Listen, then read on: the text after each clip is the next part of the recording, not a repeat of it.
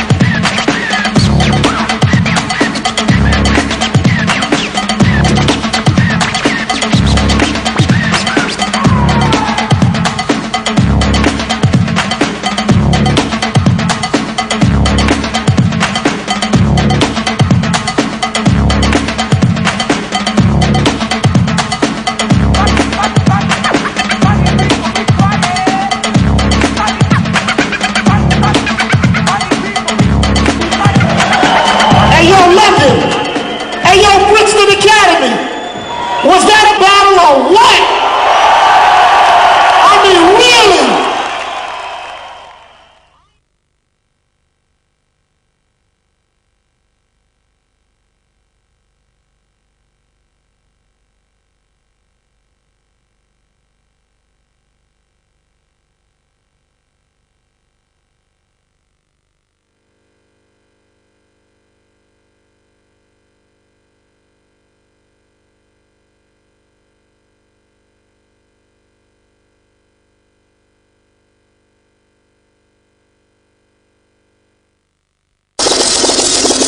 We are Talkin Headz. Talkin Headz. Levels exceed the red. Metalheadz. We're Talkin Headz. Levels exceed the red. Pushing the mud to the edge. Heavyweight pressure coming down for the Metalheadz. Are you ready for this? Talkin Headz. Talkin Headz.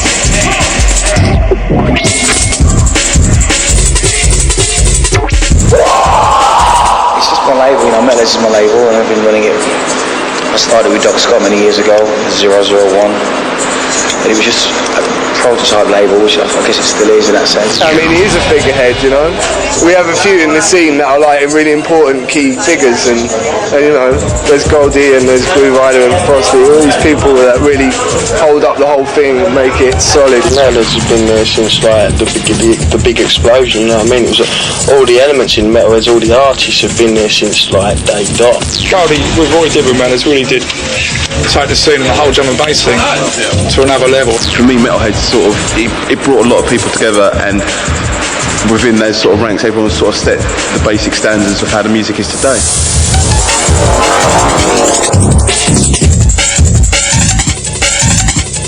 Concepts ahead. Everyone's in their head.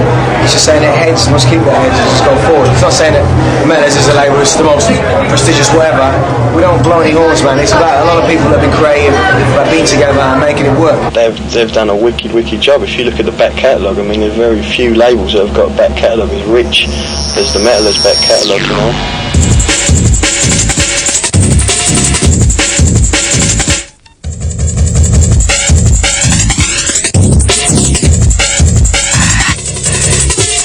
It's really weird that the kind of symbol. I mean, this guy Darren did it, and it was really weird because it always reminded me of a very strong icon, because it was literally meaning that long after I'm dead and everybody else is dead, the music will still be here, which is why it's a skull with a pair of headphones on. I don't reckon there's many other labels, you know, around that, you know, you can have that kind of artistic freedom to do what you want, and there's no real barriers, you know, holding you back from, you know, taking it a step further.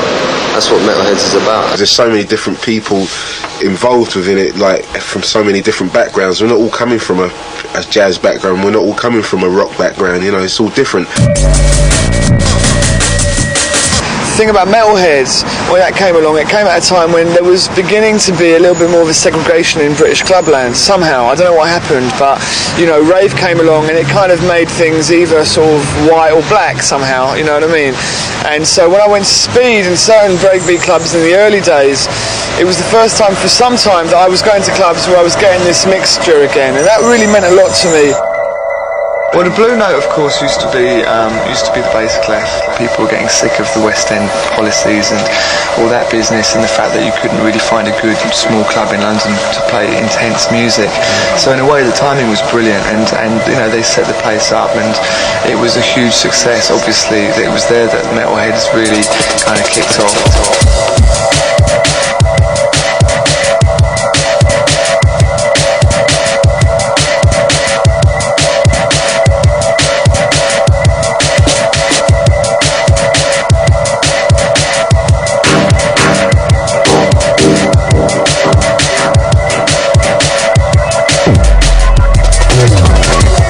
Blue Note has just finished after 3 years, and it's just restarted with the Complex. And I mean, the Complex was an old haunt of ours. But it's just weird. I mean, I've had so much fun that it's just gone like that. And 3 years have just been gone. I just don't know where they went, they just went. It's a place that people go to listen to new tunes. It's the only regular, well, 3 years. And whoever didn't come, you missed it. Blue Note's school for drum and bass, man. It's like going to school. You do your weekly class, you know, you go to Blue Note, you hear what the new shit is. Yeah. Who's doing what? Yeah, who's playing what, who's mixing up, whatever. It's school, man, do you know what I mean? It's not like going to a club, it's school, and everybody knows that. I think that's the sort of original place where you can sort of play where you want, play what you want, you know. Like DJs in there really go for it proper, you know. I mean, you get a total cross-section of people. I mean, from I've had people turn up and say they're in the country for 3 days, they've just come from Denmark, or, you know, hi, I'm from Copenhagen, or I'm from Iceland, but then you get people who are from North London, South London, West London. You also get people driven down from Watford, Manchester. So they come from everywhere. I mean, even you get people from the States who might be in town for a week and they still make it down. Yeah. So you know, it's kind of like a global family there. At clubs, hard tunes go down well, and like hard beats and hard bass lines. That's what people want. That's what they want to hear at a club. People want music that's going to make them dance. It's going to make them move. It's about, as I said, creating an atmosphere. Yeah. Although some DJs I've heard Doc Scott come on and bring it right down before he drops something that's lethal.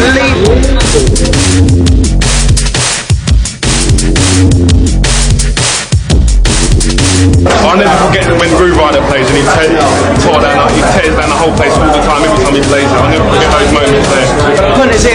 Yeah, they know music, man. Yeah, they know their beats, man.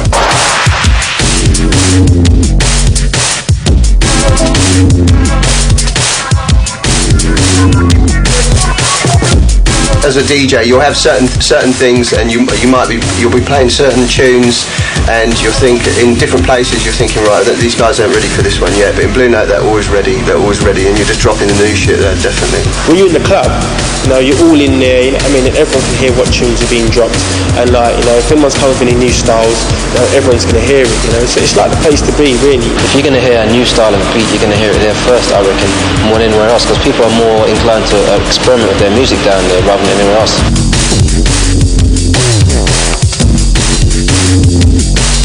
A lot of people have been to Blue Note or whatever, and they've heard about Metalheadz, and when it comes to their town, when they do a tour or stuff like that, everybody's there because they want to get on they want a piece of the action, they want it, you know, they want a piece of the vibe. And they know that it's going to be of a certain standard, you know, and of a certain quality. It's all about Metalheadz, you understand? Metalheadz is bad, you understand? It's the biggest and best thing going. I think people just didn't have the confidence that these small scenes could ram out big places, you know, and of course they can. You know, we used to do it at the Fridge, and you know, there's nothing better than sort of playing underground music to 2,000-3,000 people. Do you know what I mean? And I think that now that the Complex has come along and you've got all those different options and all those better sound systems, you can really, you know, basically pump up hardcore music. Yeah, there's a vibe at the clubs, obviously, because that's where everyone meets up, you know. That's where everyone would always be together at a club, unless there's a kind of type of meeting, or, you know, someone said we go go-kart racing. It's going to be cheers and beers, and a few dog steers. No, it's about the speed right now. J Magic happens to be the Don driver as far as their heads are concerned. So I'm just going to follow his black line on the track. I was very worried about this race before.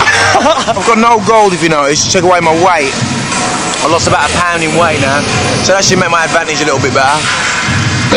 Metalheadz pie. Next step in the metal merchandise, get a Metalheadz pie. Well, you have some. If you're in any doubt as to the amount of space available to drive through, don't do it. There's plenty of time out there. Take them somewhere else. Teams, do you want to do that in here before we go next door? Who thinks they can drive? Who thinks they can drive? I'm over here, right? I'm here. He's my team, man. Okay. Who's got a team? Who else has got a team? Bring that across. Hey! You really want to wait one, you know what I mean? What are you saying? It's my crew there, man. We switched on you. Number one. Time for all the heads to come together. Listen to the drum and the bass to take you higher. Cause we come to inject it, we come to play it, we come to rock it, so we come to smash it. Headstrong.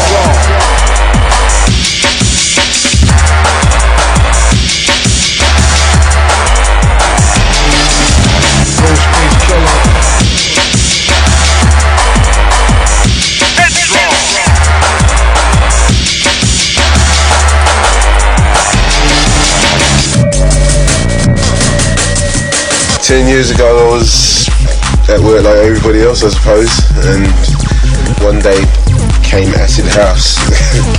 That's when my life changed. It wasn't until 93, 94 when I started to hear what was then called hardcore stroke jungle and was changing into drum and bass, and I heard a couple of tracks, one by Bookham in particular, a track called Music, and what I liked about it was just and Apollo as well, they were just simple and clean tracks that just had funk in a new way I hadn't heard before. 88, I was probably just about discovering the hardcore scene then. I mean, there was a group over here called Spiral Tribe Travellers who used to, you know, raid people's fields and set up tents and sound systems, and that was the first, you know, my introduction to hardcore was Spiral Tribe, basically, in a field with loads of people off their heads on the E, and, you know. Before that I was a hip-hop boy. That's all that powered me was hip-hop. The for me, the big thing about drum and bass is the fact that it is, to me, a parallel to hip-hop. The fact that when hip-hop started, it was 2 turntables and a mic, and it was the fact that it was something brand new, and there was an ocean of potential, because rock and roll is tired, you know, they keep regurgitating the old things, and you just need every now and again just to close the door and to look into a wide space and go, oh wow, this is the potential. So you start off with a Planet Rock, and then you get a, you know, then you get, I don't know, you get a Tribe Called Quest, and then you can get a Wu-Tang Clan, you know, things develop, you know.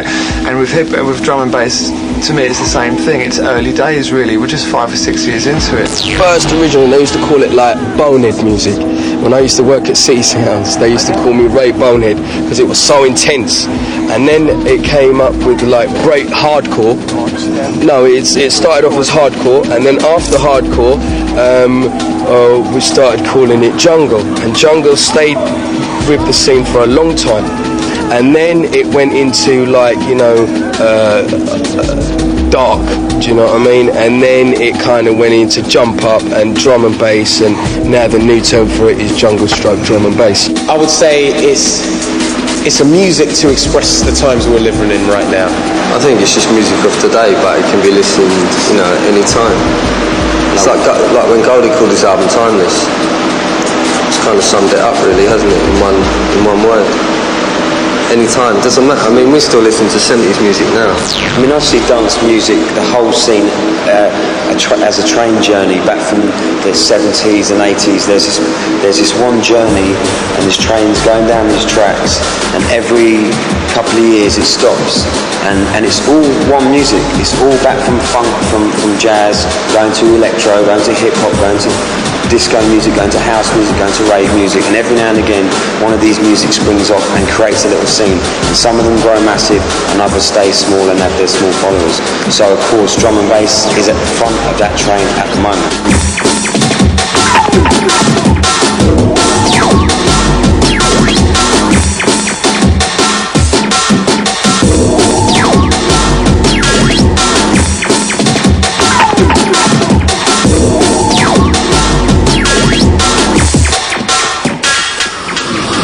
Well, I mean, my influences really start from people like Marvin Gaye, Herbie Hancock, Yellow Jackets, Bob James, more of a sort of jazz, funk, fusion and soul-based background. The inspiration for me was just really I heard some things that were so different from what I'd heard before, and that's what inspired me, do you know what I mean, rather than one person.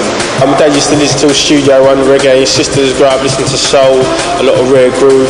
It was for me when I was at school, and I was just listening to, I was in the whole rave scene and the hip-hop early scene, and it was difficult really because I was like 14, 15 and I couldn't get into clubs because I was too small. In terms of really getting into the music, it was the whole sort of breakdance era that really kind of intensified the whole feeling. I don't know, it was just like reggae artists I was into, like Dennis Brown, Frankie Paul, like there's just loads of them, you know. And then like hip hop was Mantronics, like Big Daddy Kane and stuff like that, you know. I was into that sort of stuff. Yeah, Ultra Magnetic MC is like one of my all-time favourites. I mean, from way back in the day. See, for me, and my influences are from like people like The Clash and James Brown, and it's all fucked up, it's all mixed up, you know what I mean? But these are people that I've grown with. I like a lot of the 70s jazz, psychedelic jazz, and funk, like Funkadelic. Yeah, and Miles Davis, Herbie Hancock, all those kind of people. I wasn't really even listening to the vocals or anything like that. It was just the beats I was into. They like all kinds of music for all kinds of reasons. They listen to sounds, you know, they're not biased towards something. If they hear an old Annie Lennox track and there's a good vocal part, they'll use it. If they hear a bit of Sun Ra and they like that kind of weird electronic keyboard he used in 1968, they'll use it. You know, they're not kind of, oh, that's jazz, we're not going to use that. They're very open-minded musically, and I think that's very important. Yeah, well, it's like, you know, as I say, that train, we've got all those carriages behind us to go through and look at and just pull out what we want. The whole music moves at such a fast pace, you know. It really does, because evolution is such a main ingredient of drum and bass, which is what keeps it fresh, which is what keeps it interesting. People that are into our music and buy our music, whatever they're doing around our music, they kind of feel the vibe of us as people, because when we're making the music, that's our soul coming out of us, and it's kind of jumping out onto vinyl, so you can listen to what's inside of R2 Headz. It's the first British music since punk which has got an identity, really. I mean, if you ask anyone about drum and bass, they immediately say England or London or Bristol or wherever. So it's the first music since punk to have its home in the UK, which is something that we're proud to be involved in, really. So it's good as a movement that we can all look back in 30 years, whatever, and say we started something. In one hand, it's brilliant because you can go and do it in your bedroom, and the real dons will come through with their own sounds, and therefore they will be at the forefront of it. But the scene does need the four heroes to come along and to take the level to that higher point, and same with Grooverider and with Goldie and with Ronnie Size and with DJ Crust and Dylan J. Vaughan. So they're all waiting for the next man to kind of go one step further, and that's the great thing about that scene. You've got people like, as you said, you've got Optical, Digital Ed Rush and all those people that are, and Dillinger, that are real bass scientists, if you call them, that are pushing the boundary forwards when it comes to mutating bass sounds. This is one of the finished breaks that I've been working on.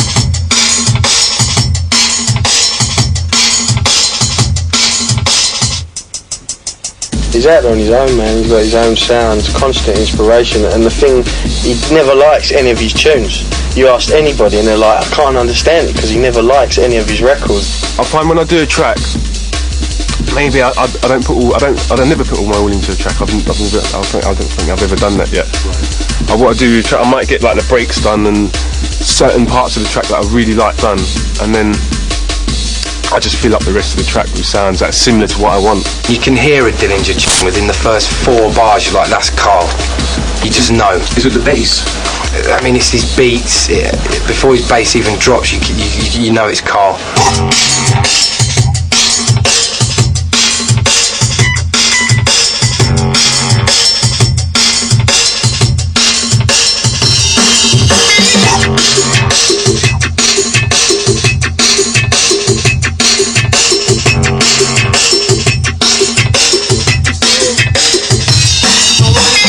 All that's in there right now is just a kick, just all in there, just in there right now. You've got Carl, he's knocking out some really fat tunes, the things that he's doing with bass lines. You understand, he's coming with just like totally unique styles, and he's trying, I can't hear him, copying anyone at all. It's like he's on his own, he's doing his own thing, and it's like he's creating his own sound and he's going his own direction. There's different techniques of distorting your bass. You can do it live. You can. See, that's just a bass flat kick, and then like you can. There's loads of ways of doing it. You can just you can double it up and distort another extra bass line track on it. You get a lot of hiss, but it keeps it raw. Totally. When it comes in, it's like an atmosphere to it. And you can. There's different ways you can do it. That's the way I'm doing it today. Wow. There's loads of ways you can get that distorted sort of feel. The first time I met Dillinger, he started talking to me about hertz and frequencies, and I was like, oh man, this guy knows his bass. He's into it for like serious,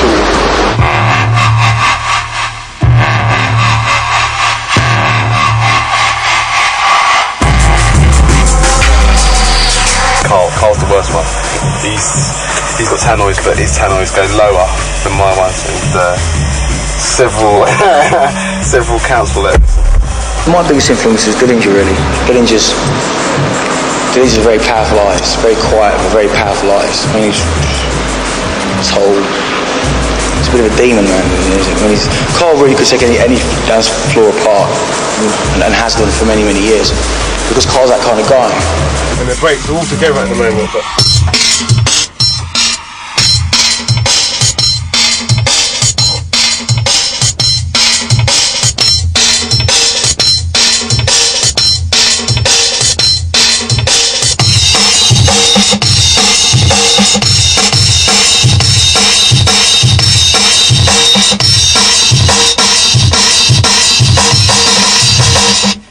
frequencies that he gets, the way his tunes sound totally apart from everybody else's because of the way he sets up the bass frequencies. He's got total understanding of what he wants to hear, you know. That's just me barking. Human bark.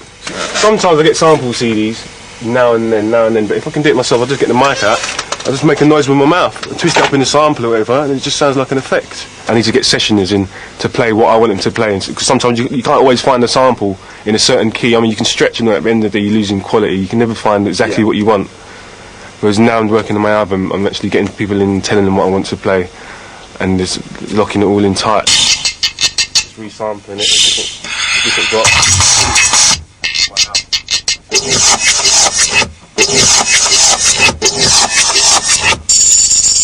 Just different percussion sounds, a little funk thing.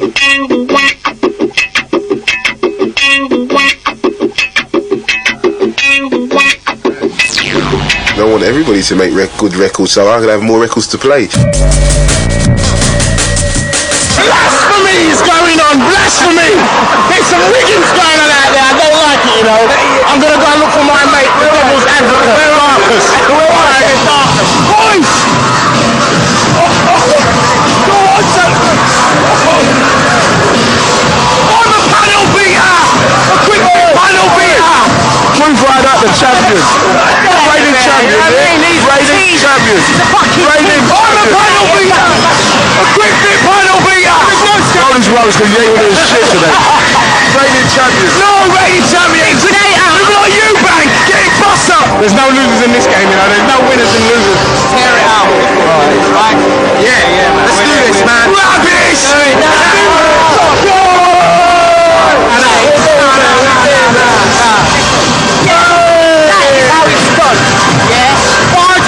Like this! Like this!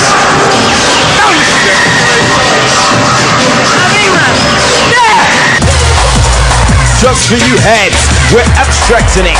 Abstract it from the metal hardcore design. Roll the guitar. We abstract it from the metal.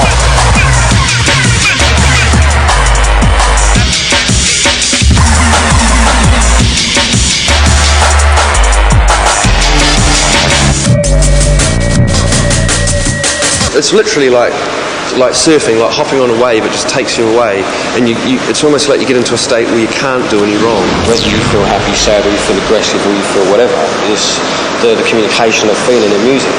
So therefore, we don't have to necessarily lay down, verses and choruses of repeatedly saying the same thing.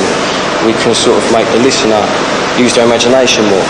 Irrelevant of what bracket you may put it in, if it's good, it will affect people in one way or another. It will touch them. Before, how it used to happen was you used to have the top guys, as I said, like Goldie and Four Hero and Photech and all those kind of people. They was putting out tunes that would make a lot of people in the scene think, how did they do that? And then go in there, they go in their bedroom or in their studio and try the most techniques, and new things will be discovered. You create so much different sounds, so much different bass lines. You do things with breaks, and when you put them together, you do create a total new sound. All about vibes, really. So I work a lot with Ed Rush and Fierce, and we have a little kind of group of people we work with. And I think for us it's just about the vibes and the tunes always, man. This is where we do Virus. All of the Virus stuff gets done here. And is this where you've been doing the album with Ed Rush? Yeah. We've been kind of doing it. We haven't been telling him when we're doing it. We've just been doing it the last 6 months as we go along. Today's the last sort of day we have to get a track or maybe 2 tracks. We've got to beat it. So yeah, today's the final day we have to get any new material done for the album. It's been like 6 months in the making, huh? Maybe even a little bit more. But we sort of made it without even realising, we just came in this room once a week and sort of made a track a week, and now we've got a build-up of material, so it makes sense really to put it all out at once. This is what I call the heart of the studio, the sampler, the E-Mean sampler.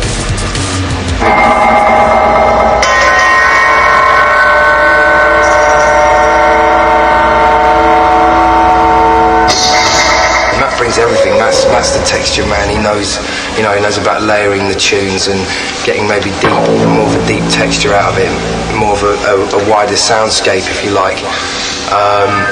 Matt also knows about all the techniques, and if I say, you know, that sound, say sound A for example, I feel it should be a bit more whatever, if I use a word to describe it. Matt knows what I'm talking about, and within 2 presses of a button and a little processing, it's there. This is so nice. It's got to be some nasty. That's like our standard bass sound. Very often the tune might be in a certain way up until the last hour. Yeah, and just all. And in the last hour, it's like, wait a minute, that B line's all right, but to be honest with you, I know between us we can do something a lot better than that, and the other one's like, yeah, I know, I've been feeling the same thing as well.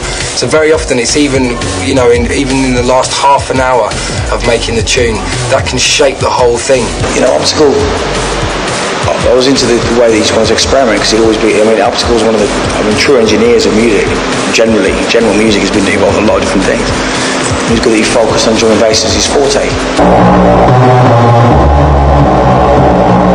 I know that Matt Optical is like pretty much inundated with remixes, and he's got his own album projects. Him and Everest have got a Virus project coming out, and all the 12s he does, I mean, that guy is 24/7 in the studio.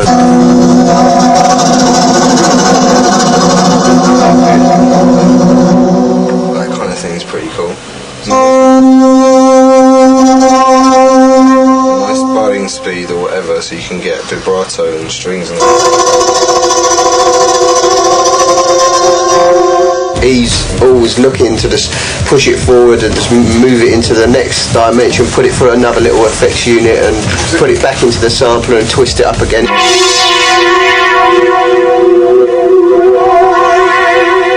what they call our scary strings on this thing, really. I don't like to sample other people, so this is a whole album here. Should be coming back in a minute. There you go. As time goes on and we're making the track, it kind of shapes then. It's a sort of a sort of piece it together as we go along job, really. So this should be the track, hopefully.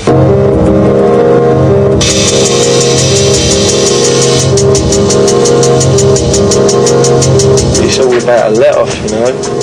I mean, I think people's true character comes out in the music when you hear something like somebody could be quiet, they're like not outgoing and loud spoken and that, but in their music they express themselves properly.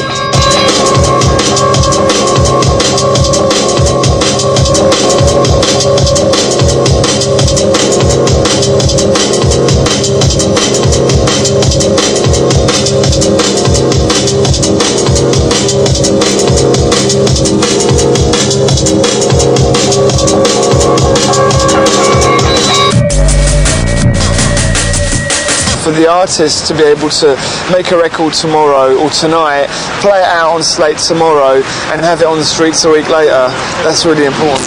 Do it on a Friday, play it on a Saturday, and you know, you see, you can gauge the reaction. That's what shadowboxing was. Shadowboxing was a night in the studio, a rough mixed down track, and it came together.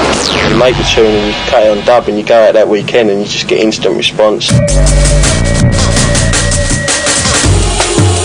I think Metalheadz is the most respected drum and bass label by far. I think it's definitely the one that pushes back, you know, the parameters and breaks new ground all the time. Distortion doesn't really matter with drum and bass, so it's just got to be loud. It's like if it distorts a bit, and that doesn't matter too much as long as it cuts through and makes people's ears bleed. It's a case of listening to the track, making it sound, you know, sorting out what EQ you need, i.e. does it need more bass, more top, do you need to bring the snare out, do you need to make it sound grungy or whatever, get all your levels set, you know, just you're happy with it, then once you've got all that together you're going to cut it in there, and that's just how drum and bass is cut, one track at a time straight onto the load.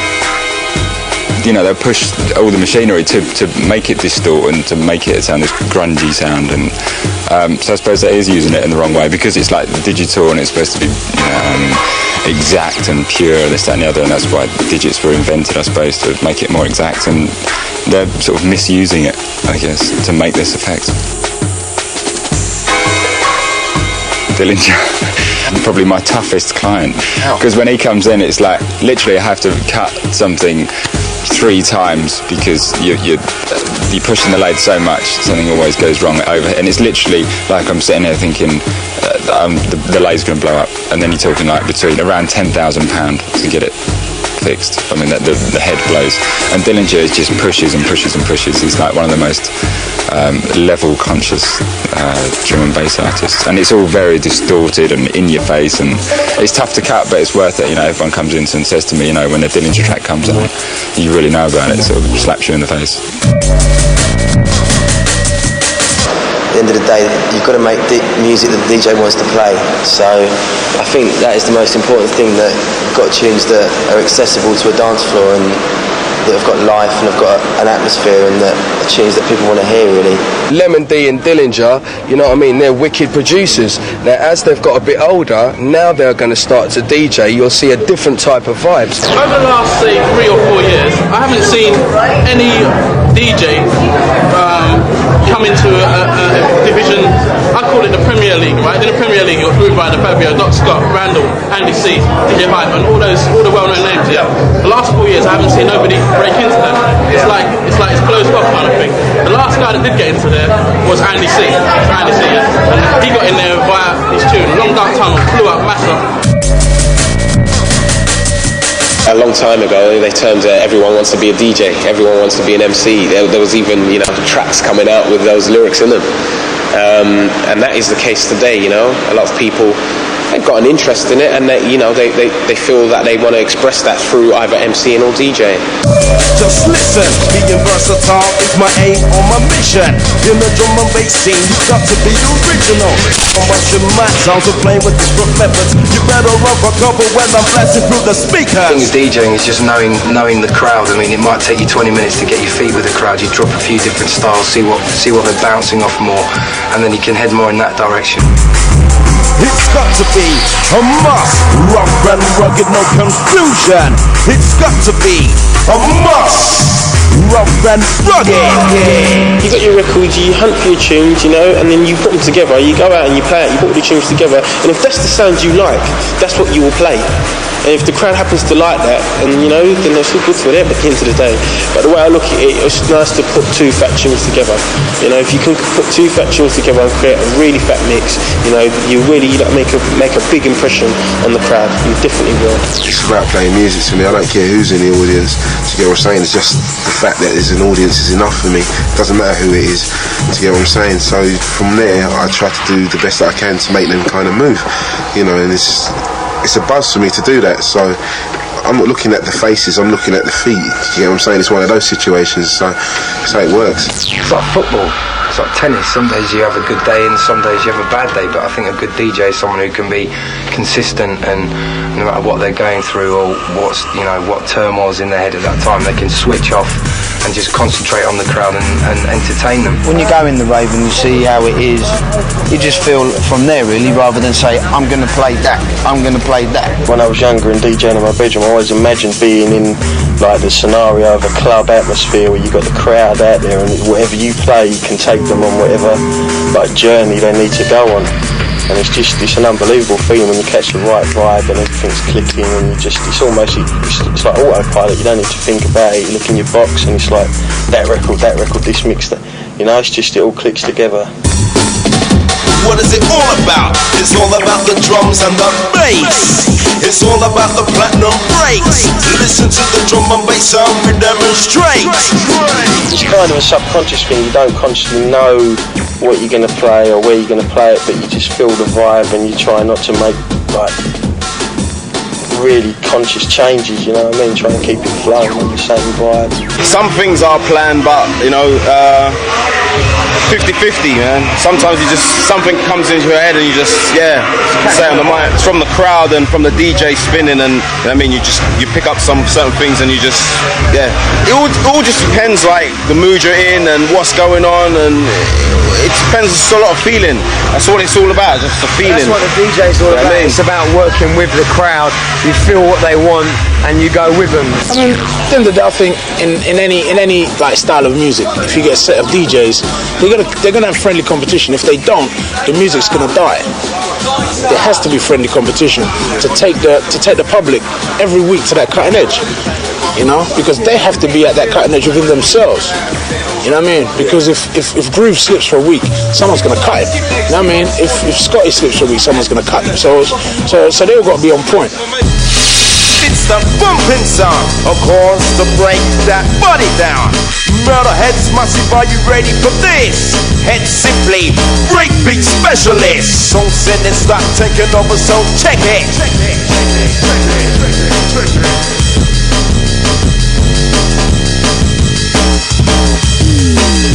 As soon as you drop a tune in and the crowd starts going mad, then you know that, you know what I mean, that's a good tune. And then if you bring in another good tune, you're mixing the two together, and then the whole crowd's going to be, you know what I mean, going berserk. And well, it's just, you know, that's an experience on its own, really, I suppose. Marley Marl, local Marl, man. Marl's cool, Marl's DJ end of Heads, you know what I mean? He'll DJ that, isn't it? You know, you listen to Marley and you can hear Randall as well, because Randall's called him out. Which is no different than Source Direct's project, you know what I mean? Marl's very much like that, because he gives me two jokes, have a laugh. Marl's very much like that. And Bailey, man, Bailey's like the heavyweight boots. He's coming with the heavyweight boots, man. I just like to mix. I don't necessarily, every now and then, it depends what mood I'm in. Sometimes I might chop a tune in and out here and there, but it's never going to sound out of place. I try not to make it sound that way anyway. To be a DJ, really, you have to have a love of music, so the two things go hand in hand. For me personally, anyway. But you know, I would never stop DJing. You know. What I like to see DJing now, I like to see a whole spectrum of the music being played, especially like on a night. You know, you have your different styles of DJs on the same lineup in the same room. Strictly for the heads inside, we bring to you the music. We got the music, Metalheadz music. We bring to you strictly for the heads inside. The underground music, don't resist it, don't fight it, let yourselves go. It's all about the beats that in time, with a break beats to blow your mind. I'm not strictly breakbeat or strictly, you know, one type of music. I try and join different musical fields into one, you know, interesting, enjoyable, dynamic selection. And I try and basically do this sort of thing so that it isn't an eclectic mess, because I really don't like that word. And I don't really like sort of the idea of going to a club and hearing some guy playing all kinds of weird shit from different areas. I like to hear someone who can really create a story. The main objective of any DJ is to make someone dance. We're coming down to bring the bass, mid-range and treble. We're coming down to keep it hard like metal. Smash the speakers, now rock your heads. Got to keep it rocking to the sound. Metalheadz.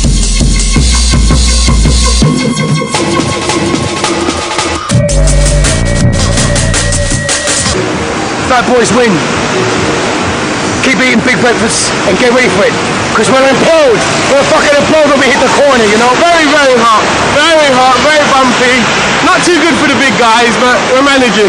We're third place. You've already done some tactics, so she doesn't know, man. Sorry, yeah? Look at the scoreboard right back there, yeah? Right, Slug. Get your own team talk, mate. Own team talk. Get your own team talk. Fucking cunt. Whenever I'm ready. It's all about the fucking heads, mate. It's all about the fucking heads. Finished. Breaking it. We're taking it. The Metalheadz #1. Groove fucked up, yeah, groove fucked up, nicely. Where is it? Go on, Jamie! Come on, Jay! Go on, Jamie! Breaking it. Much damage. Yes, we're taking it. Metalheadz, who's #1?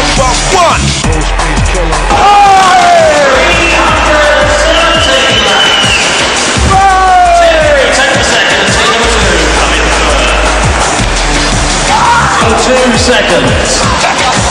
And in just a few moments, we're bringing the winning team's cars out for a lap of honour. Oh well.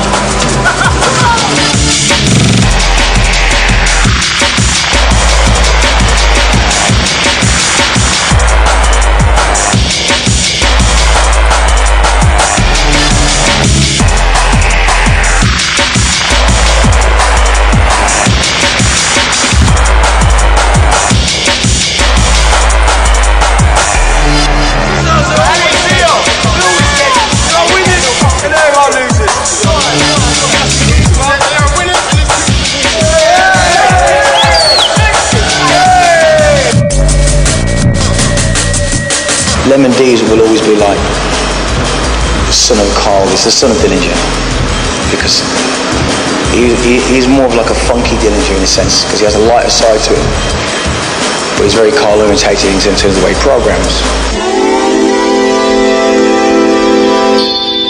2 years ago, this sort of dark thing was coming because a lot of people were like, oh yeah, let's get nasty, which is cool. And a lot of people sort of started to define, yeah, well, I can get nastier than you, and do you know what I mean? Which was good, but I think it's got a bit sort of stale at the moment for me personally, where it's like, okay, well, show what the music's about, because it's not to stick to one sort of sound. That's the loop there. But I'll say it's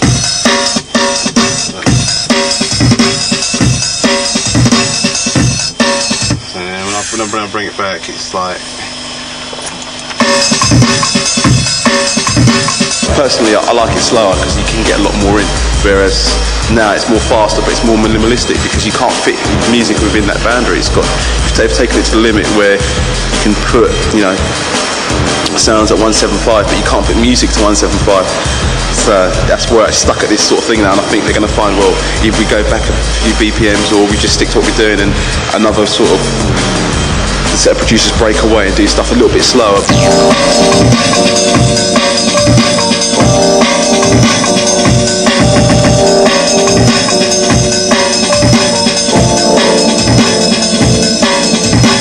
I think that personally, it's like, you know, as long as people start realising that you can't go too fast with the music and take it back down a bit and put music within the boundaries, then it might start changing. But at the moment, it's got to that point where they've realised we're getting faster. It's all good because, like, you know, it's keeping the crowd up, but the music does become a bit too minimalistic. I remember a track quite a few years ago, and it was made at what the guy who made it obviously thought is ridiculously fast, and it's called something like "This Track's Too Fast," and do you know what I mean? It was obviously done as a bit of a joke, like no one's ever going to make a record this fast, and like now obviously it's exactly what people do all the time. If you can go back to the first tune and, like, you know, in drum and bass like 4 or 5 years ago, it's the drum and bass guys that were producing like filtering and stuff like that, and now you can hear it in all the tunes. Now you can hear it in different music, house and whatever, and I think as long as the equipment keeps progressing, I think the drum and bass thing will progress.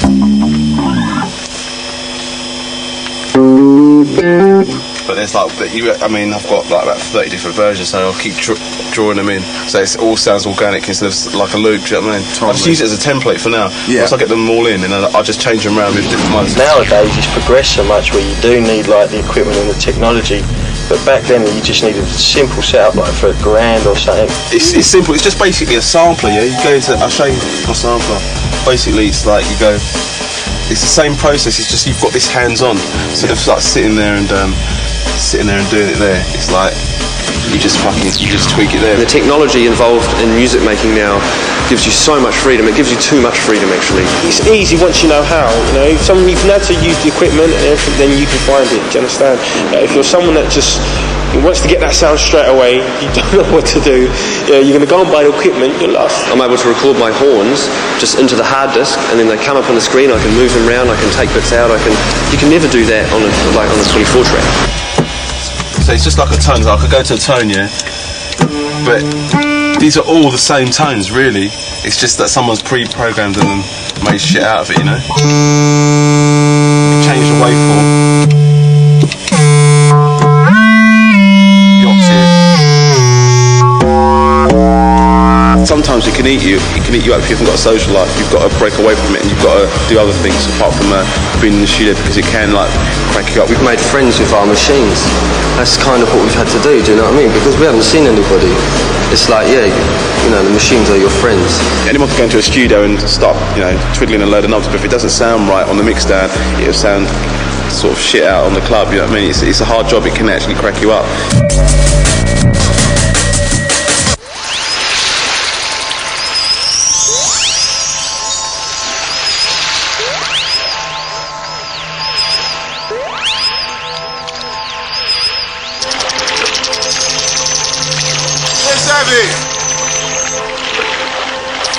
So what, we're picking our own team? That's it, mate. Yeah, that's what you will be the rest of us.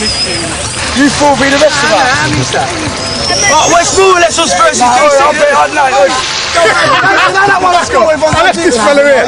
Junkie bastard. Nettles, isn't it? Goldie's fucking rubbish at football. Any prefer cricket anything. I like netball myself.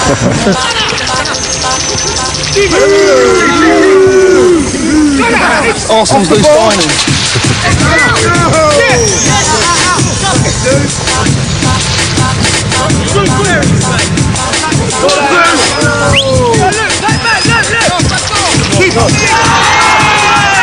That was a goal, mate. Goal.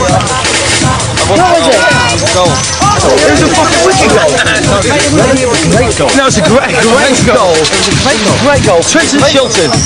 Where is Peter Shilton right now? Trenton, we had a video, mate. Oh yeah, we've been playing. That's why I was low necking. What? We was playing up here, weren't we? A picky. Had one up. I told you, right?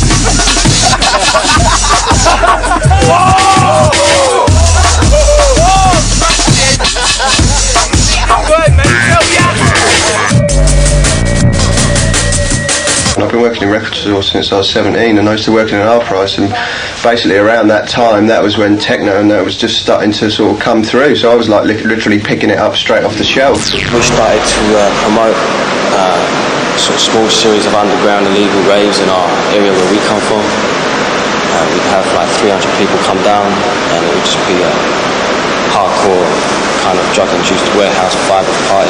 Just the buzz of like of an illegal party, and then the police coming and stopping it, and a load of kids getting together and putting it on. And I think that was like the early buzz from the scene. It's the same with us, you know. Don't get too complicated. It's all about like the party thing, and do a lot of tunes to play on systems, you know. DJ'd on a few pirate radio stations, Defection FM, Underground FM, Subtransmission FM.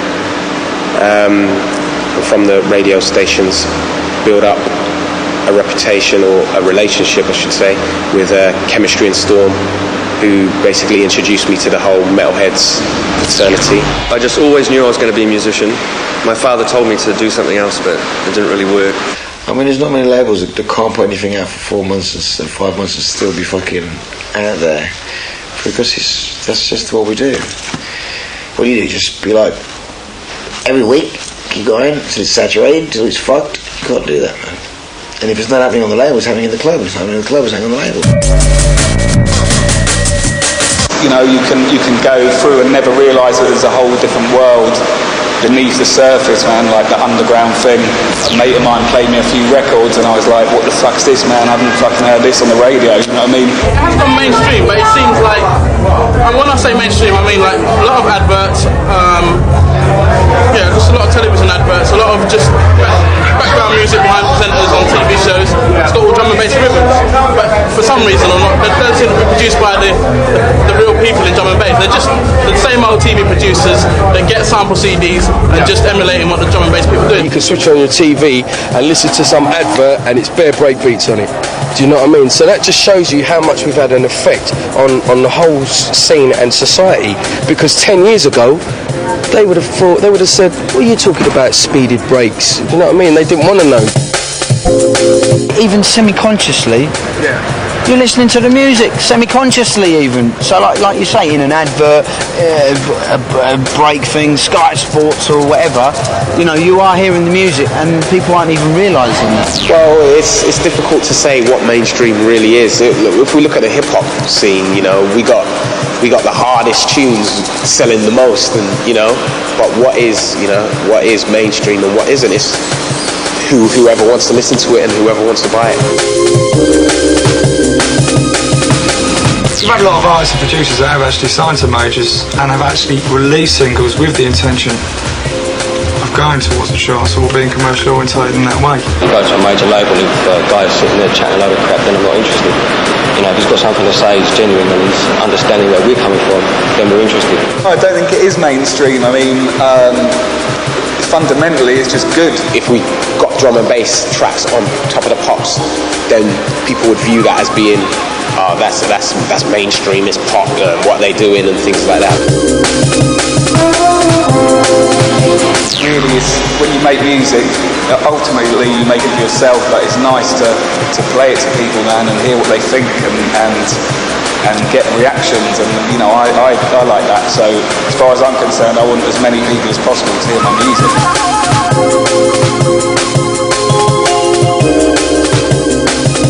Drum and bass is the next level, and I think personally drum and bass is the music for the millennium. It's not following no commercial pattern. I mean, the commercial press, the commercial record labels focused on the scene for the last couple of years, and they've long moved off it onto speed garage, onto the next thing. And people have even said, oh, drum and bass have died out, but that's bullshit, because the underground scene are still solid and following their roots. The majors are like, you know, I mean, come on, you know what I mean? It's 1998, they're still doing the same old thing, and really they've got to take more notice. And what I'd like to see happen is people like, you know, Frosty, Brian, you know, other people taking charge, and hopefully majors coming forward and saying, well, look, hang on a minute, you know what I mean? Everyone can have a piece of the pie, but why don't we do the A&Ring, okay? And they just sell the records, because that's what they're good at. Give us the distribution worldwide, and we take care of business.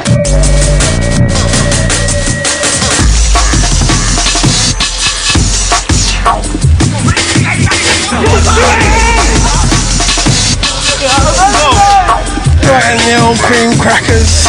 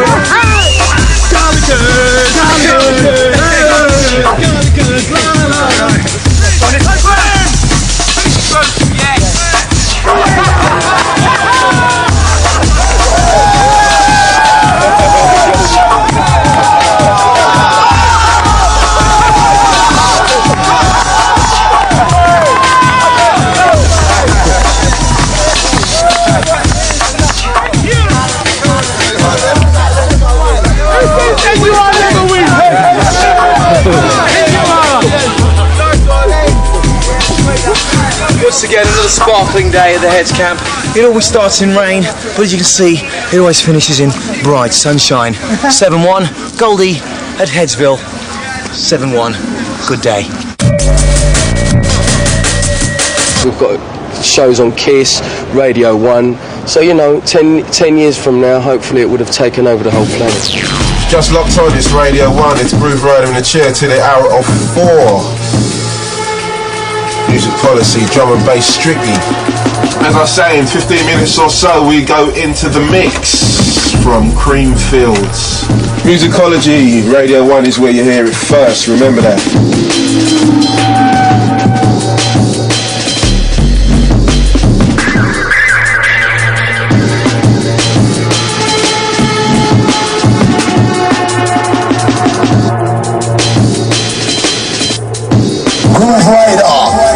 Some noise for the rider!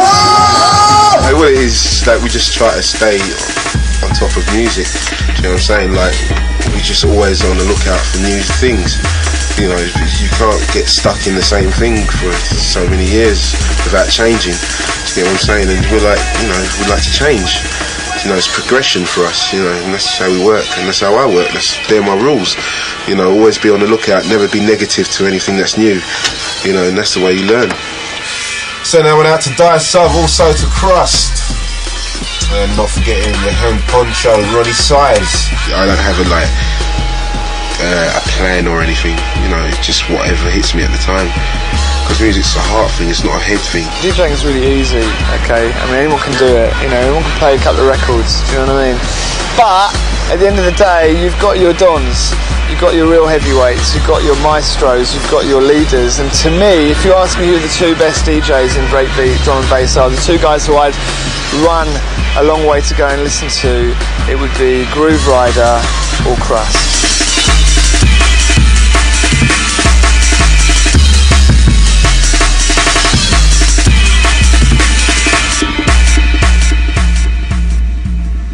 at the end of the day, the Dons are the Dons, and you need them, and they inspire the J Magics and the Gilles Petersons to go along and play a few breakbeat records and get away with it. I just hope that, you know, one day I can switch on the radio and it's just going to be drum and bass all day long. Do you know what I mean? A lot of producers now have just got to keep their flavours. Instead of moving on to something new and forgetting the old flavours, forgetting the techno, maybe it's moved on to another thing now. They might forget the funk. They shouldn't forget the funk. Keep with the funk, keep all flavours running, because it gets too concentrated into one flavour. I just think everyone should keep the flavours, keep all the flavours, and keep rolling out all the flavours. In the future they can look at that and say that was as far into the future as anyone was going. To me, it's the most futuristic music going at this present moment. There's nothing else that is so advanced. You know, every other type of music, I look at it, is very timid. If you knew what people were going to be making tomorrow, you would have made it last week, but it's just going to progress into, it's in its own thing already, it's established its own thing, and it will just carry on. From what I can see, drum and bass is just spreading all over the world, you know, which is another thing that shocks me.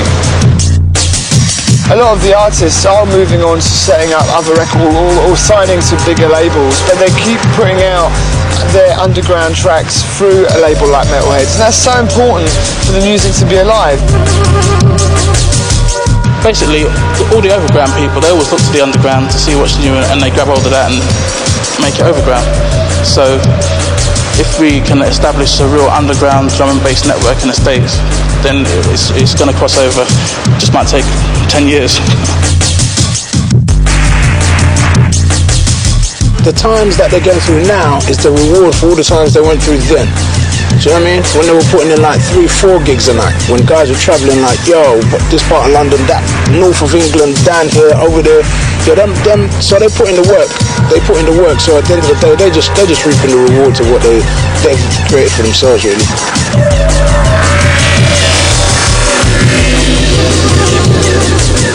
So whether or not he stops tomorrow, I don't really give a fuck, to be quite frank, because we did it all.